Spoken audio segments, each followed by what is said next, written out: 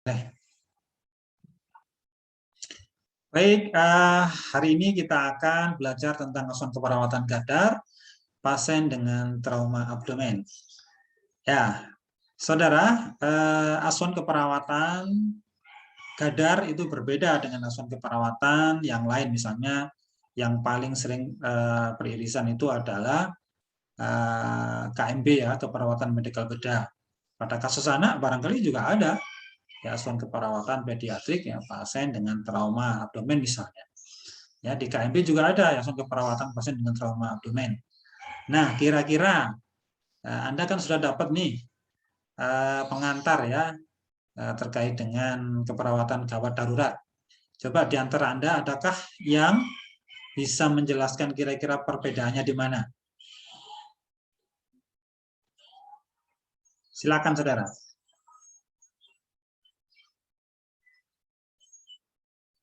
Ayo silakan.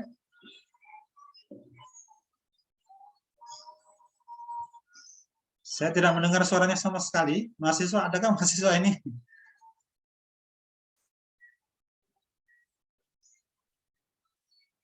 Oke, ini saya lihat ini, saya munculkan lagi aja titipannya.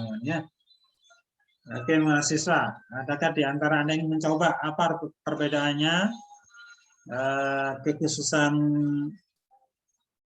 antara asuhan keperawatan gawat darurat dengan asuhan keperawatan yang lain, misalnya di anak atau di keperawatan medikal bedah, padahal kasusnya itu sama, yaitu trauma abdomen, katakan demikian. Kira-kira bedanya di mana? Pengkajian, Pak. Di pengkajian. Bisa dirinci kira-kira maksudnya bedanya di pengkajian itu yang seperti apa?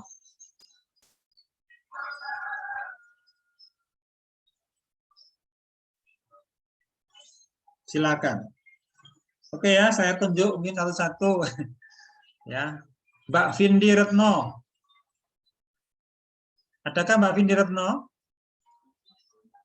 Iya, Pak. Oke, silakan Mbak Vindi, apa kira-kira perbedaannya?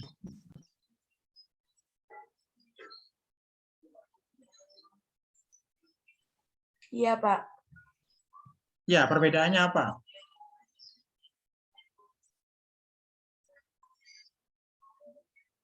Halo? Tidak lanjut jawabannya, berhenti di tempat. Irma Ulfiana. Halo, Mbak Irma. Iya, Pak. Apa perbedaannya kira-kira?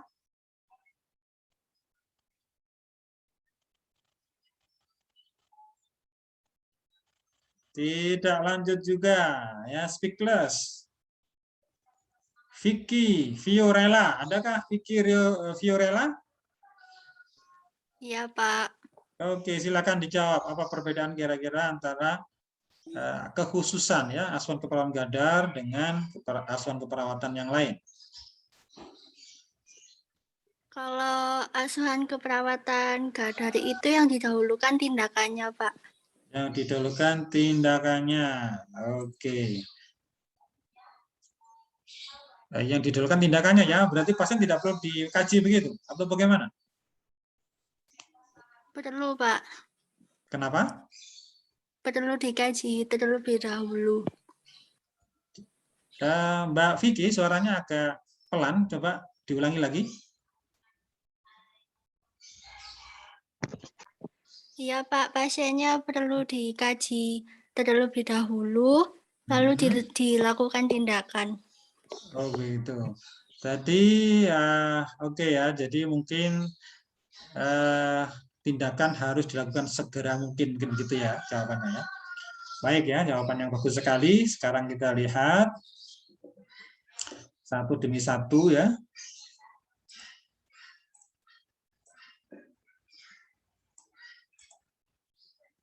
Baik saudara ya, outline kita ya secara kasar nanti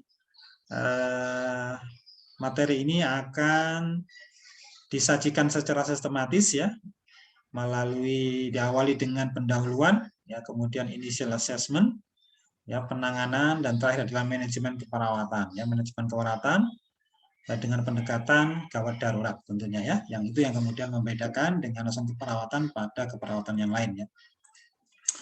Nah, saudara, pertama yang saya sampaikan adalah epidemiologi ya. Nah, saudara, ternyata trauma abdomen itu menduduki peringkat yang luar biasa ya. Di antara trauma-trauma yang ada, ya, trauma abdomen itu meningkati peringkat ketiga ya. Kita tahu banyak jenis macam trauma, mulai trauma kepala, ya, trauma dada, ya, trauma tulang belakang, ya, dan banyak lagi macam-macam trauma itu. Dan terkait dengan trauma abdomen ini, ya, maka dia menempati ranking yang ketiga. Nah, saudara, berbicara tentang trauma abdomen, ya, trauma ini bisa disebabkan karena trauma tumpul, maupun bisa disebabkan karena trauma tembus ya, penetrating trauma ya. Nah, di antara trauma tumpul itu kecelakaan lalu lintas ya. Jadi tabrakan mobil, tabrakan kendaraan bermotor itu adalah penyebab yang paling sering dari trauma tumpul. Ya, di samping itu ada mungkin trauma karena bersepeda ya, atau jatuh ya, atau bahkan ada sport ya, sport injury atau olahraga kira-kira begitu. Ini beberapa etiologi yang sering menyebabkan trauma tumpul pada abdomen. Sementara untuk trauma tembus ya, mungkin hampir sama dengan yang lainnya.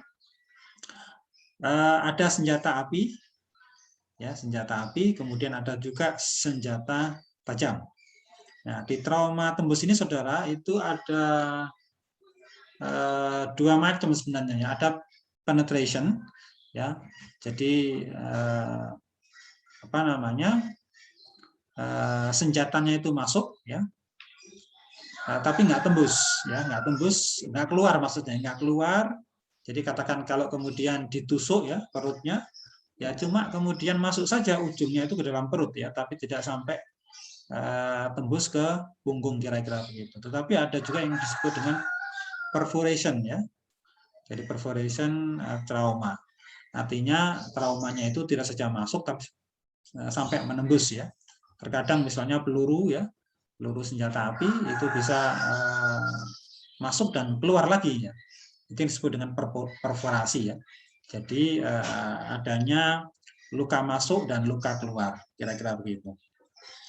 Nah, saudara, ini kita lihat seandainya kemudian terjadi trauma tumpul, apa yang terjadi pada tubuh seseorang? Ya, kita lihat di sini, kulit belum tentu rusak kalau pada tumpul ya. Jadi bisa jadi kulitnya tetap utuh. Ya, beda dengan trauma tembus ya, pasti ada yang rusak karena ada benda yang masuk ke dalam tubuh seseorang. Ya. Entah apa namanya, rusaknya itu rapi ya, seperti senjata tajam biasanya rapi kan, tapi kalau ada juga yang kemudian tidak rapi ya, terkait dengan senjata api misalnya yang memang jauh lebih kuat ya, apa namanya, gaya yang menyertainya ya, sehingga kemudian merusak jaringan itu jauh lebih berat. Kemudian juga kerusakan untuk trauma tumpul ya, kerusakan organ internal itu sering terjadi, bahkan bisa terjadi perdarahan, ya, atau terjadi memar ya, kontusio, ya, pada organ-organ di dalam rongga abdomen, ya, bisa limpa, bisa hepar ya, ataupun bisa usus halus. Nah, saudara, pada trauma tembus selain kemudian kulit itu jelas-jelas akan mengalami kerusakan ya. Nah, kemudian juga menimbulkan luka, ya.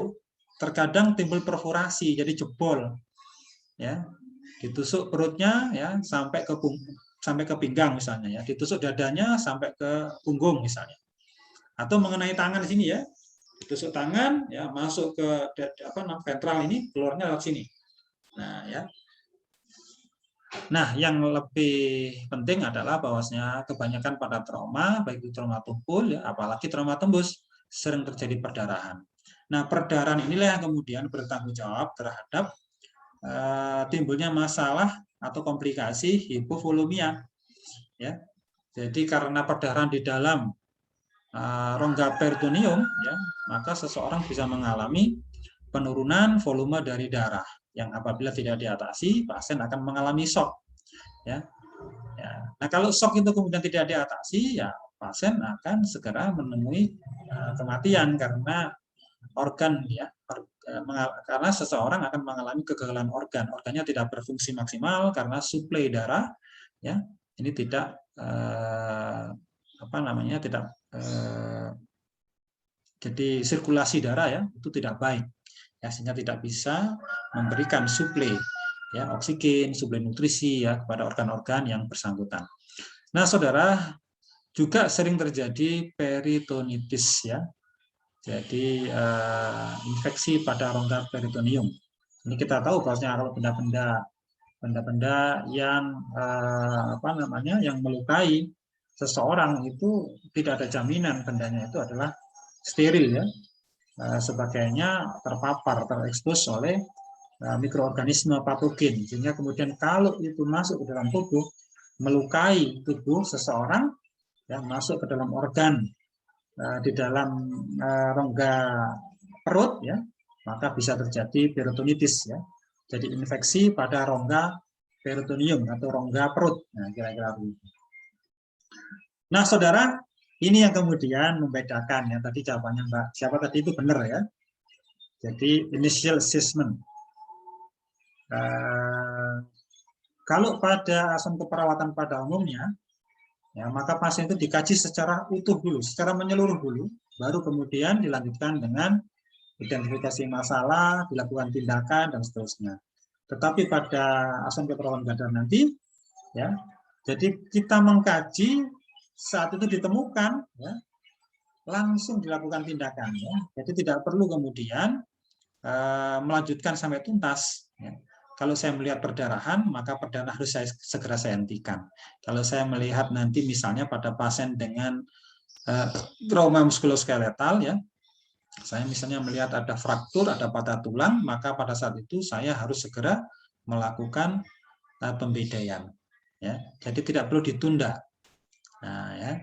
Jadi kalau ini sampai mengancam jiwa, perlu dilakukan tindakan itu. Baru kemudian setelah kondisinya itu ditangani, ya, maka bisa dilanjutkan pemeriksaan yang lainnya. Kira-kira begitu, ya. Nah, saudara, sebagaimana yang telah Anda ikuti, ya, tentang kajian awal, ya, bahwasanya di trauma kita mengenal initial assessment, atau pengkajian awal, kira-kira. Nah, masih ingat nggak kira-kira initial assessment itu ada berapa macam pengkajian?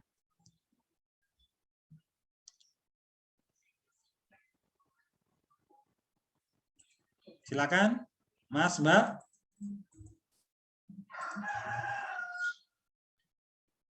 Nah, coba kita tunjuk, ya. Kalau nggak ada yang mau, kita tunjuk, ya. Aprilia Puji Handayani. Aprilia. Apakah Anda di depan perangkat atau lagi masak? Iya, Pak. Oke, ya, di depan perangkat. Coba, initial assessment itu terdiri dari apa?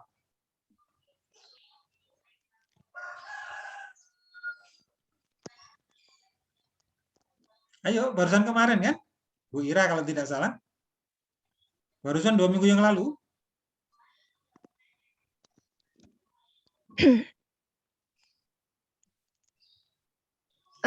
Initial assessment itu harus mengenali dan melakukan penanganan terhadap keadaan yang mengancam korban gitu, Pak. Oke, ya. Seperti, iya. Baik, terima kasih, ya, Mbak Aprilia. Kita beralih ke Mbak Valentina. Oke, ya, Valentina ini lahir pada bulan Februari pastinya, ya. Valentina Febrianti, gitu kan. Nah, bisa jadi tanggal 14 Februari, ya, karena biasa anak-anak sebagian, ya, orang itu memperingati Valentine's Day, gitu, ya, pada tanggal 14 Februari. Oke, Mbak Valentina, bisa disempurnakan jawabannya, Mbak Aprilia?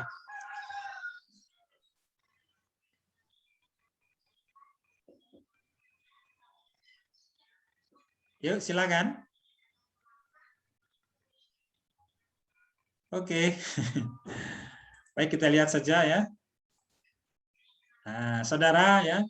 Jadi initial assessment itu terdiri dari 2 kegiatan. Yang pertama adalah primary survey dan yang kedua adalah secondary survey ya. Survei itu apa ya? Survei itu ya katakan pengkajian lah ya, pengkajian primer atau awal. Ya, sekunder survei berarti pengkajian sekunder ya. Pengkajian setelah pengkajian primer ya.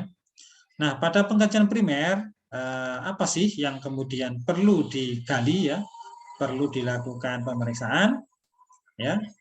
Nah, kemarin sudah mendapatkan, saya yakin ya, pasien yang datang ke UGD ya dengan berbagai keadaan, terutama pada kondisi trauma, ya maka perlu dikaji pertama kali adalah RW-nya, ya, breathing-nya, circulation, disability, exposure, ya.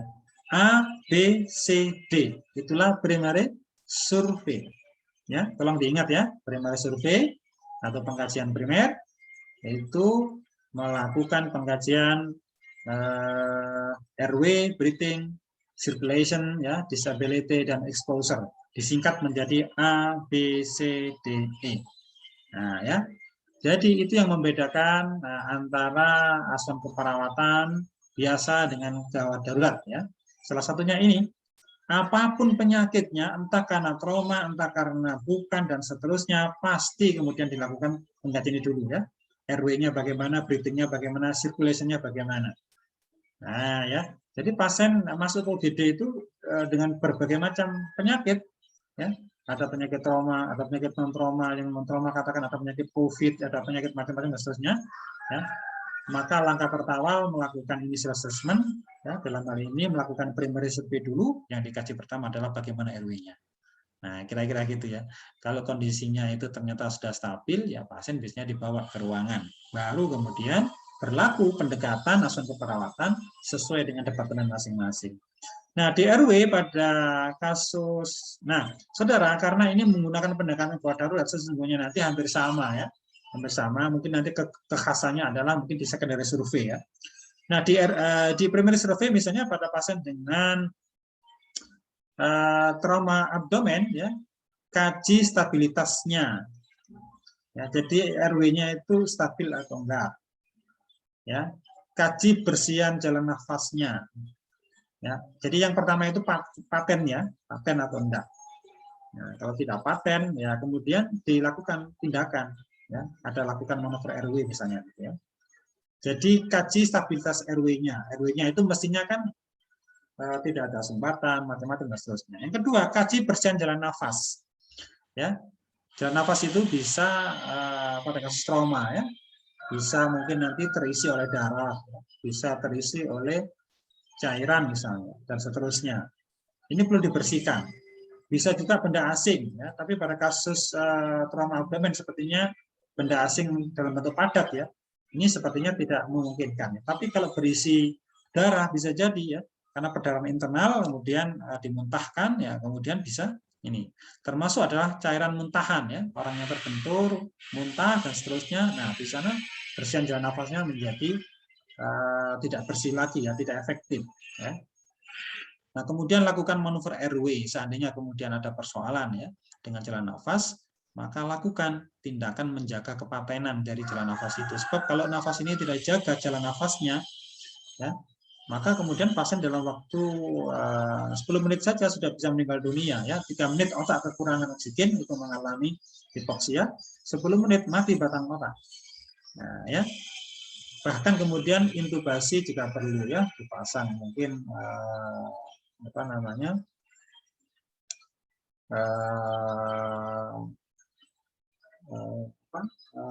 Orifaringal RW misalnya ya, OPA, ya, NPA dan seterusnya. Bahkan kalau dalam situasi tertentu ya bisa dipasang ETT ya, bahkan kemudian menggunakan ventilasi. Ya, kalau nanti terjadi kegagalan fungsi nafas. Ya. Tapi ini karena RW saja ya, cukup dibebaskan saja ya, maksimal dengan intubasi. Kemudian breathing ya, dicek bagaimana frekuensi pernafasannya. Nah, biasanya orang-orang trauma itu kan mengalami perdarahan. Nah, karena mengalami perdarahan biasanya berdampak pada frekuensi nafas semakin cepat, ya, karena kebutuhan oksigen itu meningkat. Kemudian ukur saturasi oksigen ya dengan menggunakan oximetri ya di jari tangan ini ya. Itu dilihat bagaimana saturasinya ya. Normalnya adalah 95 sampai 100 ya. Nah, sekarang kasus COVID itu kan sering sekali ya turun dari 95 Pak, 92, 93, bahkan ada yang mungkin hanya 80 dan seterusnya. Nah, ini sangat berbahaya ya. Karena tentu nanti bisa terjadi kegagalan dari organ ya. Karena tidak mendapatkan oksigen. Kemudian sirkulasi, kaji sirkulasi dan perfusinya ya. Sirkulasi dikaji ya bagaimana nadinya ya. Kalau perdarahan biasanya kan nadinya cepat ya, bisa juga lemah ya tanda shock. Kemudian tensinya diukur bagaimana ini. Ya, kalau perdarahan banyak tensinya biasanya bisa ngedrop ya, hipotensi. Perfusi. Ya, perfusi itu adalah bagaimana sirkulasi pada jaringan. Ya, misalnya kita lihat ya di ujung tangan, ujung jari misalnya di sana kita lihat ya warnanya bagaimana nih. Ya, warnanya harusnya merah muda kalau terjadi cyanosis ya. Kemudian CRT ya, capillary refill time-nya itu menurun ya. Maka ini terjadi gangguan perfusi jaringan. Ya, karena itu kemudian harus diberikan tindakan ya, segera. Nah, begitu kita menemukan persoalan, maka langsung kita berikan tindakan. Lakukan resusitasi cairan jika perlu ya. Jika kemudian tensinya menurun, ya ngedrop, nah perlu kita berikan ini cairan pengganti, ya resusitasi cairan. Ya, sebab kalau tidak dilakukan penggantian cairan sementara perdarahan itu sangat banyak, ya pasien bisa shock, ya bisa meninggal dunia. Nah, kemudian lakukan dengan fokus assessment of sonography in trauma. Ya, ini menggunakan alat ya sonografi. Tapi kalau kemudian tidak rumah sakit yang tidak memiliki alat ini, ya tidak bisa dilakukan ya. Minimal itu tadi ya, kaji sirkulasi. Kemudian yang penting adalah lakukan resusitasi ya cairan. Kemudian disability ya, kaji LOC ya, level of consciousness ya, tingkat kesadaran biasanya dengan GCS. Dalam situasi tertentu GCS agak sulit dilakukan, bisa menggunakan metode lain yaitu AFPU ya, alert, kepanjangan dari alert, kemudian verbal ya, kemudian pain ya, dan unconscious ya. Jadi itu menunjukkan status kesadarannya. Kalau alert artinya seperti kita nih, mata kita melek, kita bisa bercakap-cakap, ngobrol dan seterusnya ya. Verbal berarti pasien kalau dipanggil mbak, mas, baru dia berespon ya. Pain ya, kalau ada rasa nyeri dipanggil nggak respon ya, kita cubit dadanya ya, baru kemudian berespon. Nah, berarti kesadarannya adalah pain ini ya, jadi berespon dengan nyeri ya, unconscious ya, setelah dicubit pun tidak ada respon.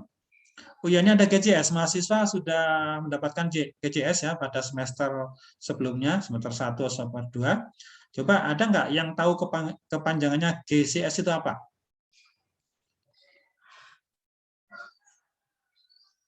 Silakan. Ada yang tahu nggak kepanjangannya GCS itu apa? Izin menjawab, Pak. Silakan. Glasgow Coma Scale. Bagus sekali ya. Jadi skala koma dari Glasgow. Glasgow itu nama seseorang yang menemukan ya, bukan menemukan mungkin apa istilahnya ya, merancang kira-kira gitu ya, merancang pemeriksaan kesadaran dengan menggunakan 3 komponen. Masih ingat nggak kira-kira komponen apakah yang digunakan untuk pemeriksaan GCS?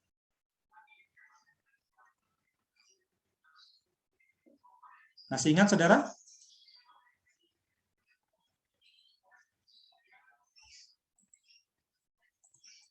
Izin menjawab, Pak. Mata, Oke, silakan. motorik, sama verbal. Oke ya, bagus sekali ya. Baik, silakan nanti Anda bisa mereview ulang ya. Kemudian saudara diperiksa juga pupil mata, ya, karena ini seringkali juga menjadi indikasi ya. Banyak hal ya, terutama pupil mata ini kalau terjadi mydriasis misalnya, ya, apalagi medisnya maksimal, ini pasiennya ya meninggal dunia gitu ya. Jadi biasanya di rumah sakit, ya kalau kita ingin mengetahui apakah pasien ini sudah meninggal atau belum, ya caranya dengan memeriksa pupil mata. Nah, kalau medriasis ya, medriasis itu pupilnya ya, jadi mata bulat yang kecil itu melebar dan itu nggak bisa mengecil lagi. Ya, ketika kita berikan lampu ya, misalnya lampu senter begitu kan silau itu biasanya kan langsung mengecil. Ya, tetapi dalam kondisi pasien sudah meninggal dunia itu tidak mengecil ya. Artinya pasien dalam kondisi yang meninggal. Kemudian juga dilihat periksa kadar gula darah karena seringkali penurunan kesadaran itu adalah karena mengalami hipoglikemia. Nah, ya. Atau mungkin sebaliknya mengalami hiperglikemia, ya bisa juga ya. Jadi ada masalah-masalah metabolisme. Karena itu kemudian diperiksa juga. Ya, tapi sekali lagi kalau kita berada di luar ya kita tidak bisa melakukan ini ya. Karena bisa jadi kita tidak siap dengan perlengkapan ya untuk pemeriksaan ini. Tapi kalau kemudian di rumah sakit ya tentu ini sudah disiapkan ya. Minimal ada petugas ambulan ya. Kalau kita di luar ya ada petugas ambulan pasti dia punya ya. Kecuali yang ambulannya bukan secara khusus ya menangani pasien-pasien penanganan emergensi ya, sebab ambulan itu banyak macamnya di Indonesia itu. Ada ambulan jenazah, ya ada sekedar ambulan yang hanya sudah mengantar ke rumah sakit dan seterusnya tanpa dilengkapi dengan perlengkapan yang seharusnya. Nah, ambulan semacam itu tidak bisa memberikan layanan yang diharapkan ya pada kasus-kasus yang emergensi. Kemudian ada exposure ya, jadi kita buka semua bajunya dan kemudian kita lihat apakah ada luka-luka, ada cedera yang mengancam jiwa kira-kira begitu ya. Seluruh tubuh ya, mulai dari kepala kita lihat ya secara sekilas dari kepala sampai ke bawah. Baik saudara, nah kita masuk secondary survey. Di secondary survey ini ya, sebagaimana sudah disampaikan sebelumnya, biasa kita mengkaji riwayat dan kemudian menggunakan pendekatan ampel ya. A-nya itu alergi ya. Jadi kalau pasien sadar ditanya apakah ada alergi. Kemudian M medication, apakah sedang minum obat ya, mungkin pagi tadi atau sedang dalam masa pengobatan. Past medical history ya. Jadi riwayat sakit sebelumnya ya, termasuk di sini ada status tetanus karena kalau kita berbicara tentang senjata tajam ini harus jelas ya. Apakah sudah ada sebelumnya ataukah baru mendapat tatkala ada trauma abdomen ya. Last meal ya, makan terakhir ini biasanya digunakan untuk apakah pasien bisa dilaksanakan operasi dalam waktu yang pendek ya. Nah, kalau ternyata pasien barusan makan ini tentu akan tidak bisa dilakukan operasi ya. Karena akan pasti nanti akan menjadi pengganggu ya saat operasi ya. Jadi kenapa pasien itu harus dipuasakan minimal 8 jam ya. Itu agar kemudian selama operasi tidak menyulitkan ya, tidak keluar kotoran dan seterusnya, yang nanti justru akan bisa menyebabkan terjadinya infeksi ya. Kemudian event leading to injury ya, jadi kejadian-kejadian apa saja yang menyebabkan injury.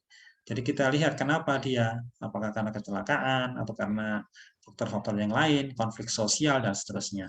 Ya, ini di secondary survey kemudian dilanjutkan dengan pemeriksaan head to toe, ya dari kepala sampai ke kaki, ya dan ini dilakukan secara menyeluruh. Nah, namun catatannya di sini saudara, karena ini trauma abdomen maka pemeriksaan yang lebih rinci harus dilakukan pada abdomen. Ya, dan kita tahu teknik pemeriksaannya adalah ada inspeksi, ada palpasi, perkusi dan auskultasi. Pada inspeksi saudara kita lihat tanda cedera ya. Seperti ada abrasi ya. Luka babras ya. Kemudian apakah ada ekimosis ya. Ekimosis ini ya. Jadi perdarahan di jaringan ya. Jadi misalnya kulit kita tampak kebiruan begitu ya. Itu namanya ekimosis. Kemudian memar karena sabuk keselamatan ya, sabuk pengaman kalau itu naik mobil. Nah, ini dilihat kalau memang ada tanda itu maka kemudian kemungkinan terjadinya trauma ya, terutama pada bagian nanti rongga perut ya, organ-organnya itu bisa terpengaruh. Kemudian distensi perut ya, kalau kita lihat perutnya itu membesar, ya kita curiga ada pertambahan isi ya, entah karena perdarahan atau karena yang lainnya ya. Kemudian juga ada tanda, ini saya nggak tahu bacanya ya, tulisannya culen ya, apakah nanti bacanya kulen atau apa dan seterusnya ya. Karena saya bukan apa namanya, saya belum pernah mendengar ya istilah ini dari para guru saya sebelumnya ya. Saya baru mendapatkan ini di jurnal kemarin. Nah, ini menunjukkan ekimosis periumbikal ya. Jadi kalau pusar kita ya, pusar kita kan bulat ini, kemudian di sekitarnya itu ada kebiruan ya, itu dinamakan tanda kulen. Ya, ini menunjukkan bahwasanya ada perdarahan perdarahan peritoneal ya. Ada perdarahan di daerah rongga perut. Nah, kira-kira gitu ya. Kemudian periksa panggul ya untuk mendeteksi apakah ada perdarahan peritoneal ya. Jadi kalau kemudian ada pembengkakan di panggul kita gitu ya, atau panggul pasien maksudnya, maka kita curiga ada perdarahan di belakang dari rongga peritoneum ya, rongga perut. Ya. Jadi rongga perut itu ada depan, ada belakang, saudara ya. Yang belakang berdampak pada daerah panggul, yang depan ini ya bisa menunjukkan ekimosis periumbikal, kira-kira begitu. Kemudian dipalpasi, saudara, kalau dipalpasi adalah nyeri tekan, itu sudah biasa ya, karena memang trauma. Ya. Kemudian apabila perut terasa penuh, ya, kita curiga ada darah di sana. Kemudian apabila ada suara krepitasi koste bagian bawah, ya, koste itu tulang iga, ya. Dan kalau kita rasa di sana ada krepitasi ya, suara gemertak akibat fraktur dari tulang gitu, maka kita curiga itu bisa berdampak pada hati ya, pada hepar maupun pada limpanya ya, pada splitnya ya. Kemudian tanda-tanda peritonitis. Nah, ini ada tanda guarding ya. Jadi kalau kita pegang atau kita ketuk ya, atau perkusi ya, itu kemudian perutnya itu seperti tegang. Ya. Nah, ini tanda-tanda dari peritonitis atau infeksi pada rongga peritoneum. Peritoneum itu adalah rongga perut. Ya, tis itu menunjukkan infeksi. Ya. Jadi apabila ada tanda-tanda guarding ya, nah, misalnya dia diketuk ya atau dipegang gini kemudian seperti orang kejang ya perutnya ya, atau mungkin tegang gitu, kram gitu, maka itu adalah disebut dengan guarding. Ya, dan itu merupakan tanda-tanda peritonitis ya. Kemudian di perkusi, saudara, terdengar dul apabila isinya cairan, terdengar hiperresonan apabila isinya udara. Kemudian saudara di auskultasi ya, dilihat itu biasanya bising usus itu terpengaruh ya, karena dia terkait bising usus ya. Ini terkait dengan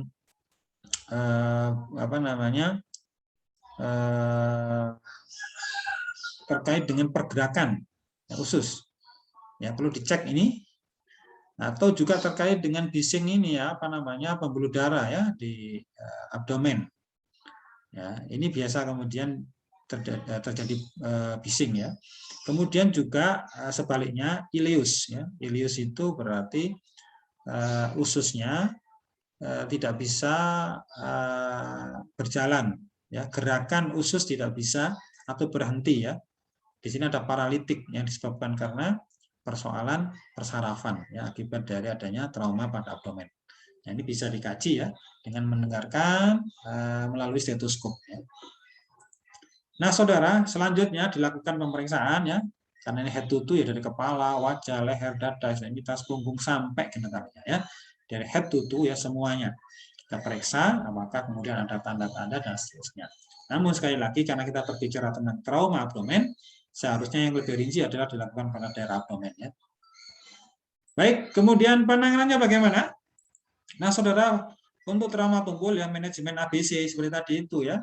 Jadi begitu dilihat ternyata dia ada sumbatan, ada mungkin cairan, ada mungkin perdarahan. Ya kita sedot, kita hisap ya, kita suction. Ya, itu untuk membebaskan airway-nya. Ya. Kemudian breathing-nya kok nggak ada nih breathing-nya nih, orangnya nggak nafas sih, kita berikan nafas buatan. Ya, mood to mood, tapi kemudian saat ini kalau sudah ada alat yang nggak mood to mood ya, tapi menggunakan mungkin bagging ya, kita pompa ya, kemudian pasien jadi nafas buatan kalau di rumah sakit ya itu sudah menggunakan bagging ya. Nah, tidak perlu menggunakan mood lagi ya. Sekarang mungkin bisa kita bisa kita anggap tidak sopan ya hal semacam itu ya, karena persentuhannya, apalagi saat ini masa pandemi ya, menyentuh mulut pasien ya, biarpun itu sama jenisnya gitu ya, itu sangat rawan sekali ya.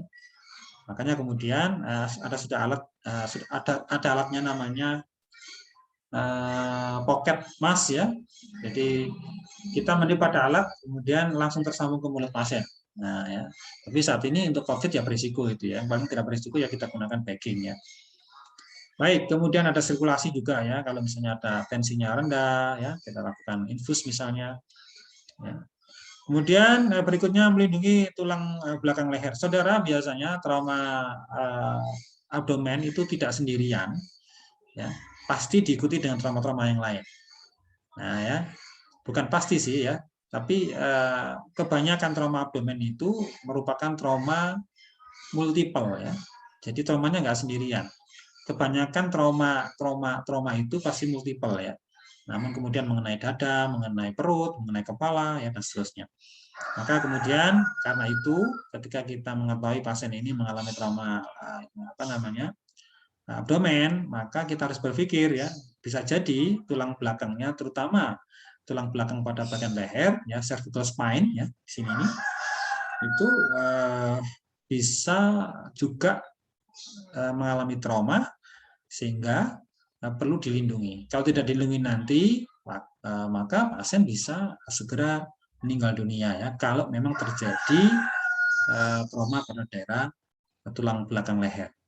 Ya, saya pernah mendengarkan cerita itu dari salah seorang dokter yang bekerja di ruang gawat darurat ya. Dia waktu itu masih belum dokter, masih mahasiswa ya. Nolong orang kecelakaan, diangkat langsung ya kepalanya. Sebelum diangkat itu orangnya masih bisa melek, masih bisa bercakap. Begitu diangkat ya, diangkat, diletakkan di tempat yang aman, nggak bisa ngapa-ngapain ya, sudah selesai. Kenapa? Karena bisa jadi tatkala diangkat kepalanya kemudian tertekuk begini, ya, dan itu mengakibatkan kematian. Nah ini hati-hati ya. Kemudian lakukan resusitasi cairan ya, jadi mengganti cairan yang hilang, ya, dan itu bisa diperkirakan ya dari jumlahnya darah dan seterusnya ya. Atau minimal nanti kita mengukurnya adalah sampai pada tanda-tanda vitalnya itu ya, itu menunjukkan dalam rentang normal ya. Baru kemudian pemberian cairannya diberikan secara maintenance saja ya. Kemudian lakukan transfusi ya. Kalau kemudian banyak hilang darah, tentu ya transfusi itu salah satu dari alternatif tindakannya ya. Tapi kalau tidak ada darah, minimal bisa diberikan ini yang ketiga itu ya, resusitasi cairan ya, cukup diinfus saja ya dengan cairan yang ada, bisa normal salin ya, bisa dengan laktat dan seterusnya. Kemudian siapkan laparotomi ya, ini tugasnya perawat kan kalau menyiapkan operasi untuk membuka peritoneum ya.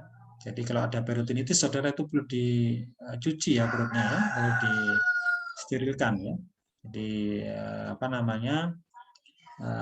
karena sudah terpapar oleh benda tajam yang masuk barangkali, atau mungkin karena ada peluru, senjata api dan seterusnya, ya, maka menjadi tidak steril bagian dalam itu. Nah ini perlu dioperasi dan kemudian dibersihkan, ya kira-kira begitu.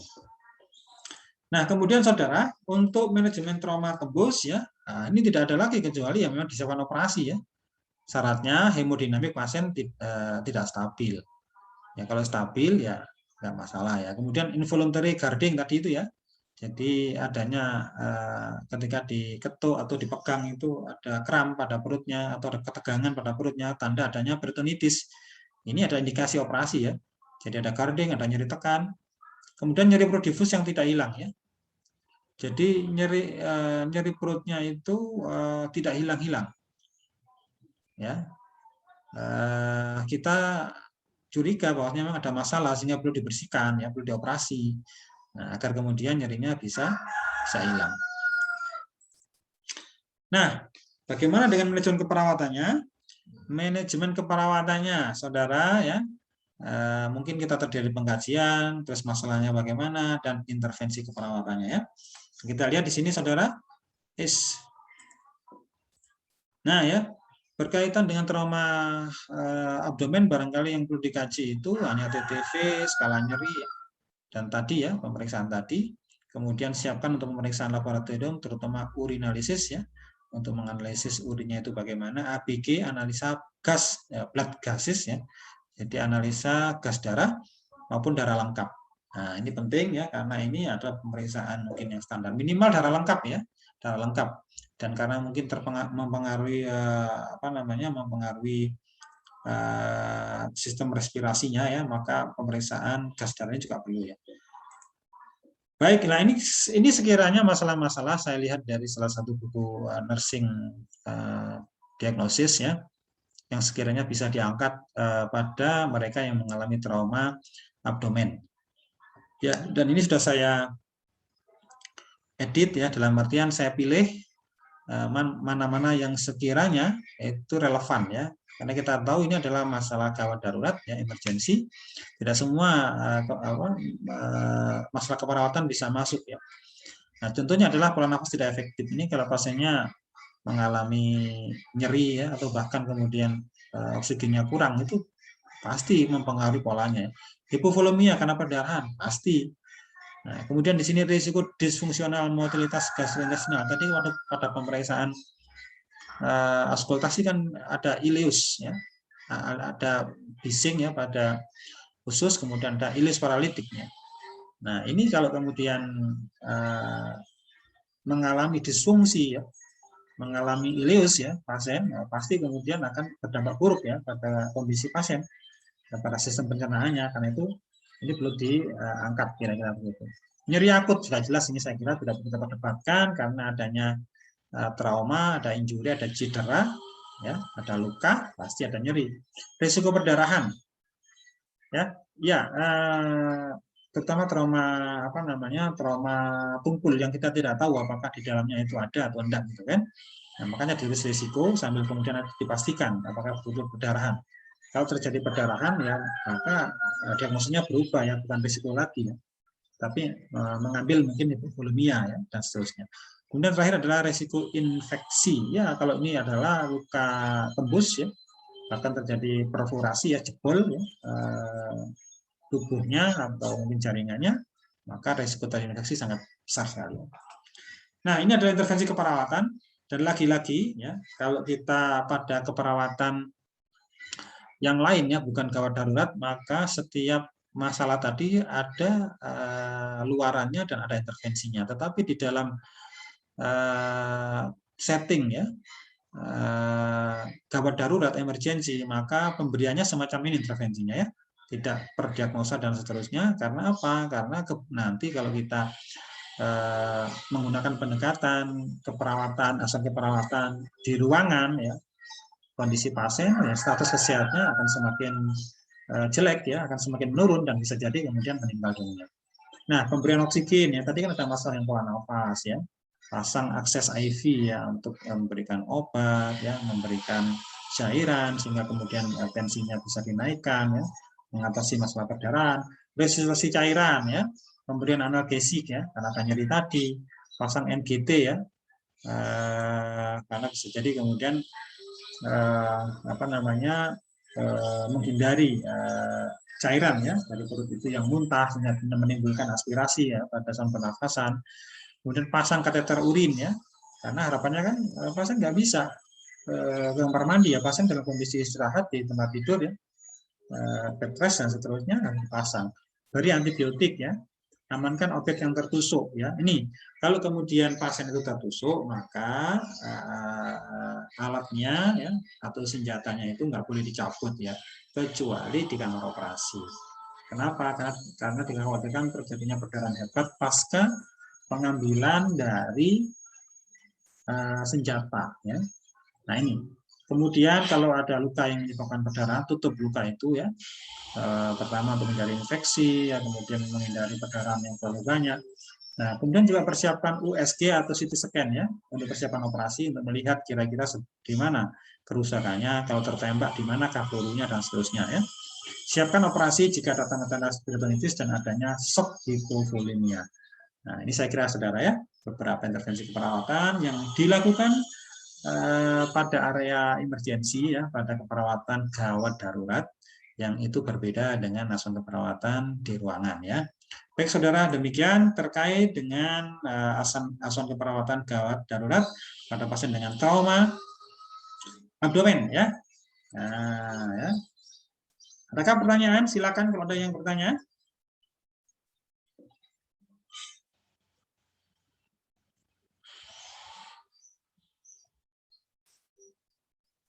Ada? Tidak ada? Baik, kalau tidak ada, saya akan bergeser ke materi yang berikutnya. Anda boleh bertanya, saudara, ya, tanpa